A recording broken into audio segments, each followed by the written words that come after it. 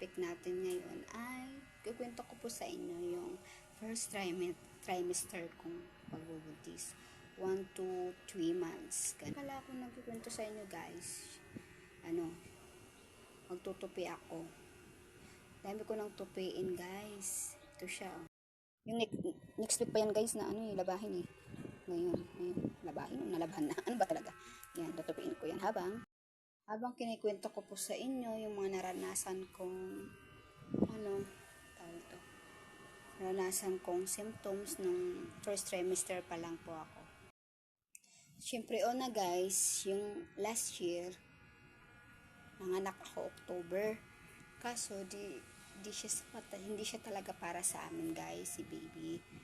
So bago po yan, soon iba-vlog ko kung bakit nawala yung baby ko last year, 2023. Ano pala guys, tawag nito, 3 months ago. Kasi, January, nagkarigla na po ako. Then, February, hindi na po. Kasi meron na po ako nung January. So, regular nga po yung mens ko po. January, meron po ako. Dapat po, February, meron na din po ako. And first week ng February. Itong February po. Tapos, at ayan na nga po guys, tinapos ko yung February, buong weeks talaga ng February. Tapos, mga March, March first week, nagpabili ako ng PT. Tapos, madaling araw ko po siyang trinay, at nag-alarm po talaga ako ng 2 a.m. exact, kasi dyan po talaga nakukuha yung sabi nila na unang ihi daw po sa madaling araw. Dyan po kasi makikita daw po ang result kung talagang pregi ka po or para magtulay siya. At ayun na nga po, hindi pa siya guys nag 1 minute, 2 lines kaagad ang lumabas. Papakita ko sa iyo guys nandito pa yun tinatago ko lang talaga, wait lang. At ayan nga po siya guys, dalawa talaga trinay ko, ayan positive po, ayan po. At ayun na nga po guys, dalawa nga po yung lines. Tapos pagkatapos nun, pumunta po muna ako sa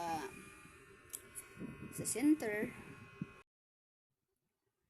At para po magpa-check up po. Ay, dinala ko po yung dalawa kong PT kasi tinitignan po nila or pinapakita ko talagang buntis ka. At ayun na nga po, chinik po nila yung yung BP ko. Tsaka tinimbang na rin po ako. Na-record na rin po ako. Tsaka may libre po sila pong doon, gamot. Peros po ata yung yun. Binigay po sa akin. Libre lang po yun sa center. At ito na nga guys. Fast forward na po tayo. Doon na po tayo sa symptoms ko po.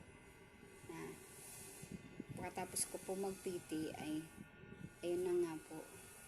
Actually po guys, nalaman ko po muna siya is di pa po ako nakakaramdam ng symptoms ng bago po ako mag-PT. Yung una ko pong naramdaman, bakit hindi pa ako nung February. Nung buong February po. Tsaka, po tawag nito? Kasi nasa isip ko po talaga, regular yung mens ko po. Tsaka, dapat nung February meron na po talaga ako. Tsaka meron. At ayun po, positive nga po.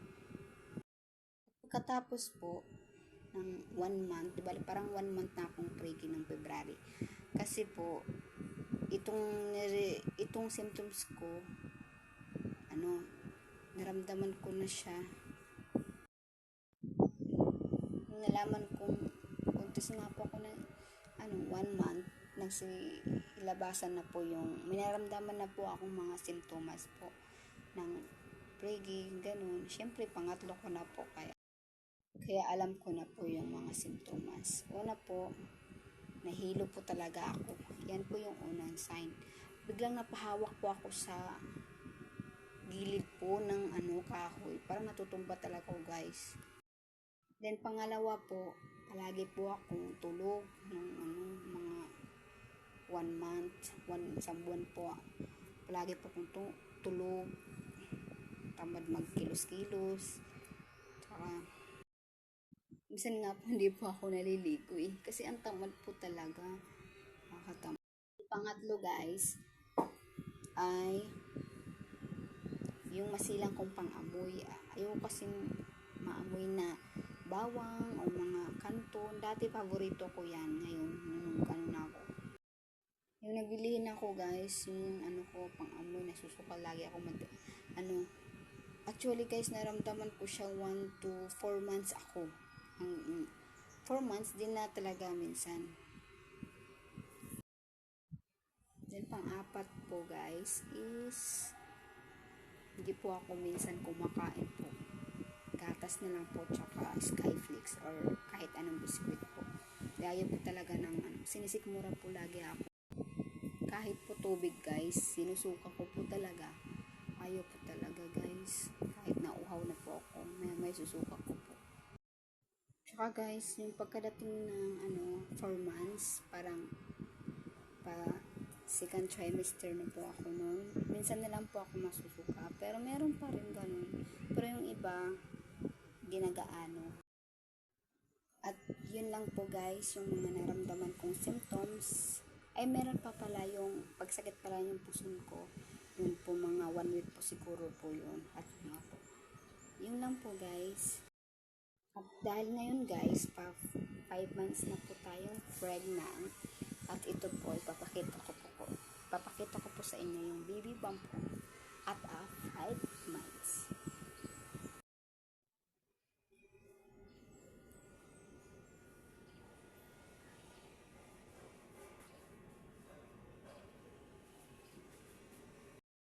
Ayan siya guys, malaki na po siya. Hindi ko po alam kung ano pong gender. Hindi pa po ako nagpapa-ultrasound po. Yung last year po, yung namatay yung baby ko po is baby boy. Yung panganay ko po is girl. Sayang po kasi sana makalalaki na po sana po kami. Pero okay lang kung sikat talaga yung may gusto. Wala po tayong magagawa. At ito nga, binigay yung second chance sa amin. Sa amin ni God.